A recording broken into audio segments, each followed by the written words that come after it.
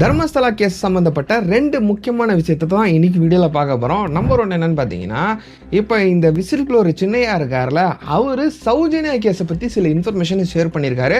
அதாவது அவர் என்ன சொல்கிறாருன்னா, நான் ஆணிபூர்வமாக அடித்து சொல்கிறேன், 100% சின்னவருக்கும் சின்னவரோட மகனுக்கும் சௌஜன்யா இந்த கொலைக்கேஸுக்கும் சம்மந்தம் இருக்குது. ஏன்னா என்னோட ஃப்ரெண்டு, என்னோட ரூம்மேட்டு, அவன் சௌஜன்யா இறந்து போகிறதுக்கு முன்னாடி சாப்பாடு கொண்டு போய் கொடுத்துருக்கான் அப்படின்னு சொல்லிட்டு ஒரு விஷயத்தை போட்டு உடைச்சிருக்காரு. இது என்னன்னு சொல்லிட்டு இன்னைக்கு வீடியோவில் பார்க்க போகிறோம். இதுக்கு அடுத்தது 2வது விஷயம் என்னன்னு கேட்டிங்கன்னா, இப்போ இந்த விசில் ப்ளோவர் சின்னையா இந்த கேஸை ஆரம்பிக்கும் போது சில எலும்புக்கூடுகளை எவிடன்ஸாக சப்மிட் பண்ணியிருந்தாரு. இப்போ அந்த எவிடன்ஸை வச்சே இந்த விசில் ப்ளோவர் சின்னையாவை அரெஸ்ட் பண்ணி கஸ்டடிக்கு எடுத்திருக்காங்க எஸ்ஐடி ஆளுங்க. அவர் கொண்டு வந்த எவிடன்ஸ், அந்த விட்னஸவே இப்போ அரெஸ்ட் பண்ணியிருக்காங்க. அதை பற்றி இன்னைக்கு வீடியோவில் நம்ம பார்க்க போகிறோம். வாங்க வீடியோக்குள்ளே போகலாம். Hello everyone, this Yasar. Welcome to Yasar speaks.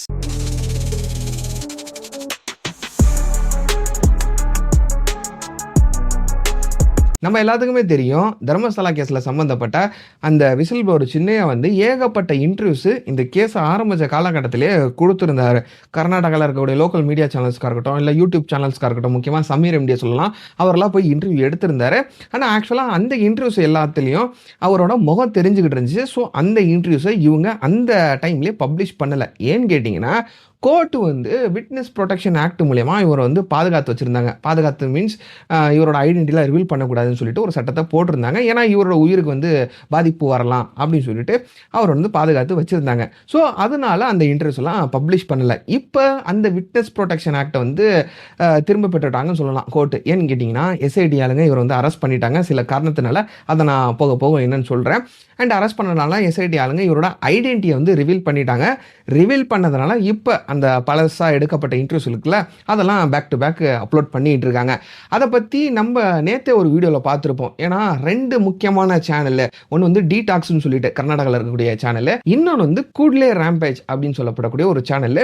இந்த 2 சேனல்லையும் காமனாக என்ன கொஷின் கேட்டிருக்காங்க, முக்கியமான மேஜரான என்ன கொஷின் கேட்டிருக்காங்கன்னு சொல்லிட்டு நேற்று வீடியோவில் நம்ம பார்த்துருப்போம். ஒரு 5 முக்கியமான கொஷின். அந்த 5 முக்கியமான கொஷின்லையும் அவர் சில பேர்த்தோட பேரை மென்ஷன் பண்ணி சொல்லிட்டு நேற்று வீடியோ நான் சொல்லியிருப்பேன். இப்போ இந்த கூட்லே ரேம்பேஜ் அவங்க 1 மணி நேரத்துக்கு முன்னாடி, இப்போ நான் ஒரு 6:30 மணிக்கு வீடியோ ஷூட் பண்ணிக்கிட்டு இருக்கேன், 6 மணிக்கு ஏதோ நினைக்கிறேன், ஒரு 5:30 6 o'clock ஒரு வீடியோ பப்ளிஷ் பண்ணியிருக்காங்க. அந்த வீடியோவில் அவர் என்ன சொல்கிறாருன்னு பார்த்தீங்கன்னா, சௌஜன்யா கேஸை பற்றி சில இன்ஃபர்மேஷன் நேற்று வீடியோவில் சொல்லியிருப்பாரு, இன்னைக்கு வீடியோவில் சில இன்ஃபர்மேஷனை சொல்லியிருக்காரு. என்ன சொல்லியிருக்காருன்னு பார்த்தீங்கன்னா, சௌஜன்யா கேஸுக்கும் சின்னவரோட பையன் 2 பேர்த்துக்கும் 100% ஆணிபூர்வமாக நான் அடித்து சொல்கிறேன் சம்மந்தம் இருக்குது அப்படின்னு சொல்லிட்டு இந்த வீடியோவில் சொல்லியிருக்காரு. ஆக்சுவலாக அவர் எப்படி சொல்கிறாருன்னு பார்த்தீங்கன்னா, என்னோட ஃப்ரெண்டு ஒருத்தர் தான், அவனோட பேர் ரவி பூஜாரி. அதை பற்றி நேற்று வீடியோவில் சொல்லியிருப்பேன், நான் திரும்ப சொல்கிறேன். என்னோட ஃப்ரெண்டு ஒருத்தர் தான், அவன் பேர் ரவி பூஜாரி. நானும் அவனும் ஒரே இடத்துல தான், ஒரே ரூமில் தான் இருந்தோம்.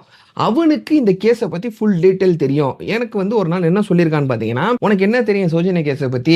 சின்னவருக்கும் சின்னவனோட மகனுக்கும் இந்த சௌஜன்யா கேஸுக்கும் அதிகப்படியான லிங்க் இருக்குது, அவங்க தான் இந்த கொலைக்கே சம்மந்தப்பட்டவங்க அப்படின்னு சொல்லிட்டு பல முறை சொல்லியிருக்கான். அண்ட் அதே சமயத்தில் சௌஜன்யா இறந்து போகிறதுக்கு முன்னாடி நான் சௌஜன்யா அந்த பொண்ணுக்கு சாப்பாடு கொண்டு போய் கொடுத்தேன் அப்படின்னு சொல்லிட்டு இந்த விஷயமும் என்கிட்ட சொன்னான் அப்படின்னு சொல்லிட்டு இவர் சொல்லிக்கிட்டு இருக்கிறாரு. அந்த இன்டர்வியூவில் சொல்லியிருக்காரு. இதில் ஒரு முக்கிய குறிப்பு என்னன்னு பார்த்தீங்கன்னா, இந்த சௌஜன்யா பொண்ணு அன்னைக்கு எதுவுமே சாப்பிடாம தான் வெளியில் போயிருக்குது அப்படின்னு சொல்லிட்டு அவங்க வீட்டாளுங்க ஒரு கிளைமும் வச்சுருந்தாங்க. ஆனால் ஜட்ஜ்மெண்ட் வரும்போது, அந்த ஃபாரன்சிக் ரிப்போர்ட்லாம் வரும்போது என்ன வந்துருச்சுன்னு பார்த்தீங்கன்னா, அந்த பொண்ணு சாப்பிட்ருக்குது, இறந்து போகிறதுக்கு முன்னாடி சாப்பிட்ருக்குது அப்படின்னு சொல்லிட்டு அந்த ரிப்போர்ட் சொல்லுது. அண்ட் இவர் இந்த ரவி பூஜாரி என்ன சொல்கிறாரு, நான் தான் அந்த சாப்பாடை வாங்கிட்டு போய் கொடுத்தேன் அப்படின்னு சொல்லிட்டு ரவி பூஜாரி சொல்கிறாரு.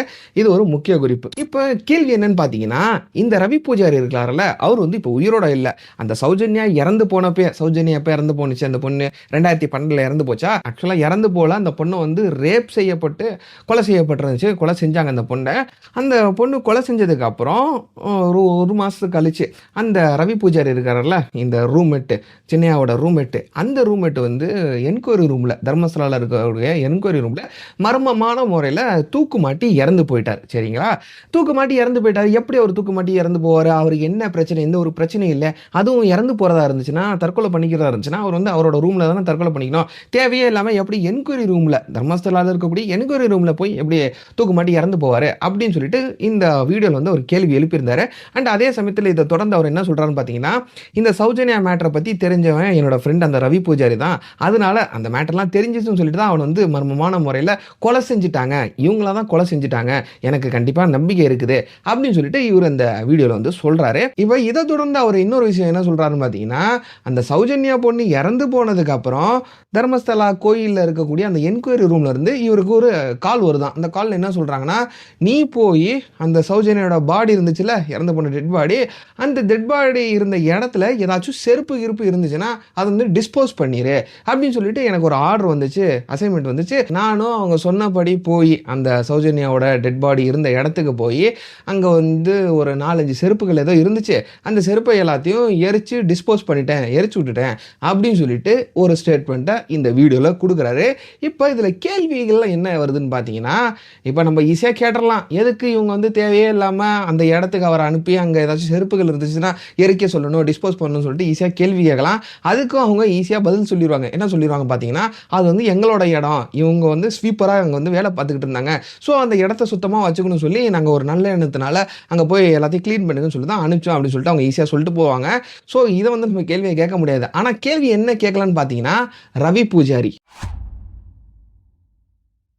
இப்ப அந்த ரவி பூஜாரி எப்படிதான் இறந்து போனாரு? அந்த கேஸ் அப்படியே க்ளோஸ் பண்ணிட்டாங்க. இல்லப்பா அந்த ரவி பூஜாரி வந்து தற்கொலை பண்ணி தான் இறந்து போயிட்டான்னு சொல்லிட்டு கேஸ ஃபைல க்ளோஸ் பண்ணிட்டாங்க. ஆனா இப்ப திடீர்னு 25 வருஷம் கழிச்சு ஒரு மனுஷன் வந்து, இல்ல என்னோட ஃப்ரெண்ட் என்னோட ரூம்மேட் வந்து தற்கொலை பண்ணிலாம் இறந்து போல. அவனோட இறப்புல எனக்கு வந்து சந்தேகம் இருக்குது அப்படின்னு சொல்லிட்டு ஒரு சந்தேகத்தை எழுப்புறாரு. இப்ப அந்த கேஸ ஓப்பன் பண்ணணுமா? ஓப்பன் பண்ணாம அப்படியே விட்டுறணுமா? இப்ப அந்த கேஸ வந்து ஓப்பன் பண்ண மாரி எந்த ஒரு அறிகுறியும் இல்ல. இது ஒண்ணு. 2வது விஷயம் என்னன்னு கேட்டீங்கன்னா, இப்ப இவர் வந்து வெளிப்படையா சொல்றாரு, சின்னவருக்கும் சின்னவரோட மகனுக்கும் சௌஜன்யா கேஸுக்கும் சம்பந்தம் இருக்குயா, நான் 100% அடிச்சு சொல்றேன்யா அப்படின்னு சொல்லிட்டு ஓப்பன் ஃபாரம்ல சந்தேகத்தை வந்து கிளப்பிக்கிட்டு இருக்காரு. இப்ப யாராச்சும் ஒருத்தங்க என் மேலேயும் உங்க மேலேயும் கம்ப்ளைண்ட் கொடுத்தா, அதை விடுங்க, அஜித் குமார் நம்ம எல்லாத்துக்கும் தெரியும் தமிழ்நாட்டில், அவர் மேல அந்த அந்த அம்மாவோட பேரை நான் மறந்து போயிட்டேன். அந்த அம்மா வந்து ஒரு கம்ப்ளைண்ட்டை ஃபைல் பண்ணாங்க. என்ன பண்ணாங்க? என்னோட நகை காணா போச்சு, கடைசியா இந்த பையன் தான் என் காரை எடுத்துட்டு போனா அப்படின்னு சொல்லிட்டு ஒரு கம்ப்ளைண்ட்டை ஃபைல் பண்ணாங்க. அந்த பையனுக்கு நிலைமை என்ன ஆச்சு? அந்த பையனை அந்த அஜித்குமார் வந்து அடிச்சு சித்திரவதை செஞ்சு கொலை செஞ்சுட்டாங்க. இப்ப அந்த பையன் நம்ம கூட இல்ல, சரிங்களா? இப்ப இந்த சின்னையா வந்து இந்த சௌஜன்யா கேஸ்ல இவங்க 2 பேத்துக்கும் லிங்க் இருக்குன்னு சொல்லிட்டு ஒரு குற்றச்சாட்டை வைக்கிறாரு. ஏன் இன்னும் சின்னவரையும் சின்னவரோட மகனையும் சந்தேகத்தின் அடிப்படையில கூட, குற்றவாளின்னு சொல்லி கிடையாது, சந்தேகத்தின் அடிப்படையில் கூட விசாரணை பண்ணல. இது ஒரு பெரிய கேள்விக்குறியா இருக்குது. இதுக்கு மாறாதான் இந்த எஸ்ஐடி ஆளுங்க இந்த சின்னையாவை, விட்னஸ, இந்த விசில் ப்ளோவரை வந்து அரெஸ்ட் பண்ணியிருக்காங்க. இதுதான் 2வது பாயிண்ட். இப்ப சின்னையாவை வந்து என்ன ஒரு காரணத்துக்காக எஸ்ஐடி ஆளுங்க அரெஸ்ட் பண்ணியிருக்காங்கன்னு பார்த்தீங்கன்னா, ஃபர்ஸ்ட் அவங்க சொல்ற ரீசன் வந்து, இந்த சின்னையா ஆரம்பத்தில் எலும்பு கூடுகளை எடுத்துட்டு வந்தார்ல, எவிடன்ஸா வந்து போலீஸ் ஆளுங்கள்ட்ட சப்மிட் பண்ணார்ல, தர்மஸ்தலா போலீஸ் ஆளுங்கள்ட்ட அந்த எவிடன்ஸை சப்மிட் பண்ணி தான் இந்த கேஸே வந்து கம்ப்ளைண்ட்டாக ரிஜிஸ்டர் பண்ணாரு. அந்த எலும்பு கூடுகளை இப்போ வந்து ஃபாரன்சிக் லேபுக்கு அனுப்பிச்சாங்களாம். அந்த லேபுக்கு அனுப்பிச்சதுக்கப்புறம் அந்த எலும்பு கூடு வந்து பெண்களோட எலும்பு கூடுகள் கிடையாது, அது வந்து ஆண்களோட எலும்பு கூடுகள் அப்படின்னு சொல்லிட்டு ஒரு ரிப்போர்ட் வந்துருச்சான். சரி, இப்போ இந்த ரிப்போர்ட்டை வச்சுக்கிட்டு எஸ்ஐடி ஆளுங்க என்ன பண்ணிட்டாங்கன்னா, அவர் சொல்றது பொய்யே, யார் சொல்றது? சின்னையா சொல்றது பொய்யே, அவர் வந்து ஆண்களோட எலும்பு கூடுகளை எடுத்துட்டு வந்து பெண்களோட எலும்பு கூடுன்னு சொல்லிட்டாரு அப்படின்னு சொல்லிட்டு இவர் மேல ஒரு குற்றச்சாட்டை வச்சு, இவர் மேல எங்களுக்கு சந்தேகமா இருக்குது, இவருக்கு எலும்பு கூடுகள் எப்படி கிடைச்சிச்சு, அதனால இவரை நாங்க விசாரிக்கணும், இவரை நாங்க கஸ்டடிக்கு எடுக்கிறோம் அப்படின்னு சொல்லிட்டு இந்த விட்னஸை, இந்த சின்னையாவை, விசில் ப்ளோவரை வந்து அரெஸ்ட் பண்ணியிருக்காங்க. இப்போ பப்ளிக்கோட ஒப்பீனியன், பப்ளிக்கோட கேள்வி, என்னோட கேள்வி, எல்லாத்தோட கேள்வி என்னன்னு பார்த்தீங்கன்னா, இப்போ அவர் கொண்டு வந்தார்ல எலும்பு கூடு, அதை வந்து நீங்க ஃபாரன்சிக் லேபுக்கு அனுப்பிச்சிட்டீங்க, சரி ரைட்டு, அதுல இருந்து உங்களுக்கு என்ன ரிசல்ட் வந்திருக்குது? அது வந்து ஆண்களோட எலும்பு கூடுன்னு சொல்லிட்டு ரிசல்ட் வந்துருச்சு, அதுவும் ரைட்டு, அதனால இவர் அரெஸ்ட் பண்ணீங்களா? அதே மாதிரி தான் இவரு இப்ப கை காட்டினார்ல, ஒரு 17 இடத்த தோண்ட சொல்லி, அங்க தோண்டினா உங்களுக்கு எவிடன்ஸ் கிடைக்கும், எலும்பு கூடுகள் கிடைக்கும் சொன்னார்ல, அந்த 17 இடத்துல 6வது இடத்துல ஏதோ எலும்பு கூடுகள் கிடைச்சிருக்குது. அண்ட் அதே சமயத்தில் 11 இடத்துலயும் ஏதோ ஒரு எலும்பு கூடுகள் கிடைச்சிருக்குது. இதுக்கு எந்த ஒரு ரிப்போர்ட்டும் எஸ்ஐடி ஆளுங்க கொடுக்கல. 90 டேஸ் கழிச்சு தான் ரிப்போர்ட் கொடுப்போம், ஃபைனல் ரிப்போர்ட் கொடுப்போம்னு சொல்லிட்டாங்க. ஆனா மீடியா சேனல்ஸ்லாம் அங்க வீடியோ பிடிக்கும் பொழுது ஒரு பாக்ஸ்ல வந்து எலும்பு கூடுகளை கொண்டு போன மாதிரி 6வது இடத்தை தோண்டி தோண்டி முடிச்சதுக்கப்புறம் 11ஆவது இடத்த தோண்டி முடிச்சதுக்கப்புறம் எலும்புக்கூடுகளை கொண்டு போயிருக்காங்க. ஆனா எஸ்ஐடி ஆளுங்கள்ட்ட இருந்து எந்த ஒரு ஃபைனல் ரிப்போர்ட்டும் வரல. சரி, இப்போ அந்த எலும்புக்கூடுகளை வச்சு இன்வெஸ்டிகேஷன் பண்ணி அதுக்கு ரிசல்ட்டை கொடுக்காம இப்போ அந்த ஆரம்பத்தில் எவிடன்ஸாக கொடுத்தார்ல, அது வந்து ஆணோட எலும்புக்கூடு, நீ போய் சொல்லிட்டேன்னு சொல்லிட்டு இவர் வந்து அவசர அவசரமாக கஸ்டடிக்கு எடுக்கிறாங்க. இதில் என்ன மர்மம் ஒளிஞ்சிருக்குன்னு சொல்லிட்டு எனக்கு சுத்தமாக புரியல. இது வந்து பப்ளிக்கோட கேள்வி அண்ட் அதே சமயத்தில் என்னோட கேள்வி தான். அண்ட் இன்னொரு முக்கியமான விஷயம் என்னன்னு கேட்டிங்கன்னா, இது வந்து ஆணோட எலும்புக்கூடுன்னு சொல்லிட்டு இவங்க ஃபாரன்சிக் ரிப்போர்ட் கொடுத்துட்டாங்க. சரி ரைட்டு, ஆணோட எலும்புக்கூடா இருந்தானே மண்டோட இருந்தானே, பெண்ணோட எலும்புக்கூடா இருந்தானே மண்டோட இருந்தானே. இவர் அந்த இன்டர்வியூல இருக்கட்டும், போலீஸ் கம்ப்ளைண்டா இருக்கட்டும், அவர் என்ன சொல்றாருன்னா, நான் வந்து வெறும் பெண்களோட பாடிஸை மட்டும் புதைக்கல, நான் வந்து ஆண்களோட பாடிஸும் புதைச்சிருக்கேன், ஆனால் மேக்ஸிமம் பெண்களோட பாடிஸை வந்து பரி பண்ணியிருக்கேன் அப்படின்னு சொல்லிட்டு தான் அந்த ஸ்டேட்மெண்ட்டை வைக்கிறாரு. இப்போ அவர் தோண்டி எடுத்துட்டு வரும்போது ஆண்களோட எலும்புக்கூடுகள் கிடைச்சிருக்கலாம். யாருக்கு ஞாபகம் இருக்கும்? இப்போ அது வந்து ஆணோட எலும்புக்கூடா இருந்தானே, பெண்ணோட எலும்புக்கூடா இருந்தானே, அதை வச்சு இன்வெஸ்டிகேஷன் பண்ணாம அண்ட் இவருக்கு வைக்கக்கூடிய ஸ்டேட்மெண்ட்டை வச்சு அந்த இன்வெஸ்டிகேஷன் பண்ணாம அண்ட் இவர் யார் மேலே குற்றச்சாட்டை வைக்கிறாரோ அவங்கள கூட்டி வச்சு இன்வெஸ்டிகேஷன் பண்ணாம இவரை வந்து அரெஸ்ட் பண்ணி வச்சிருக்காங்க. இந்த கேஸ் எப்படி போயிட்டு இருக்குன்னு சொல்லிட்டு எனக்கு சுத்தமாக புரியல. நீங்க என்ன நினைக்கிறீங்களோ அதை அப்படியே கமெண்ட்ல சொல்லிட்டு போங்க. அண்ட் உங்கள்ட்ட ஏதாச்சும் கேள்வி இருக்குது, கேள்வி கேட்கணும்னு தோணுச்சுன்னா அதையும் கமெண்ட்ல சொல்லிட்டு போங்க. ஏன்னா நான் வந்து ஒரு 10-15 கேள்வியை வந்து ஷார்ட் லிஸ்ட் பண்ணிட்டு இருக்கேன். ஆக்சுவலாக அந்த கேள்வியை பற்றி தான் இன்னைக்கு வீடியோ போடலான்னு, அந்த கேள்வியை வச்சு தான் இன்னைக்கு வீடியோ போடலான்னு நினச்சிக்கிட்டு இருந்தேன். எனக்கு வந்து அந்த கேள்வியை ஷார்ட் லிஸ்ட் பண்ண முடியல. 2-3 கேள்வி தான் இருந்துச்சு. ஸோ ஒரு 10-15 மொத்தமாக பல்காக சேர்த்து வச்சுட்டு அதை வந்து ஒரு வீடியோவாக போடலான்னு சொல்லிட்டு வெயிட் பண்ணிட்டு இருக்கேன். முடிஞ்சால் நாளைக்கு அதை பற்றி வீடியோ போடுவோம். அண்ட் முடிஞ்சால் உங்களோட கேள்வியை கீழே கமெண்ட்ல கேட்டு போங்க, சொல்லிட்டு போங்க. அவ்வளோதான் இன்னைக்கு வீடியோ. நாளைக்கு வீடியோவில் பார்க்கலாம். டில் தென் டேக் கேர். பாய்.